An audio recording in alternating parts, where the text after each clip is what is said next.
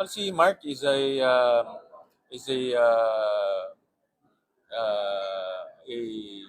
marami na rin siyang dinaanan ng mga iba't ibang posisyon. Galing siya sa isang business family, so naintindihan niya ang finance.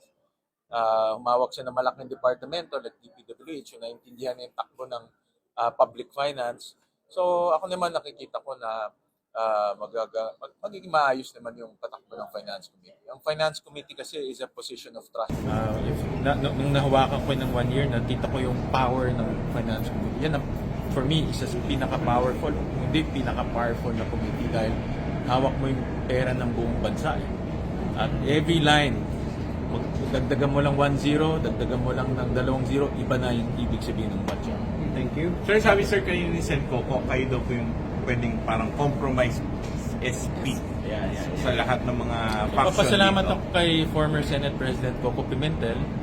Malaking respeto ko sa kanya dahil isa siya sa pinaka nagdala ng stability dito sa Senado at isa rin siya sa pinaka masasabi kong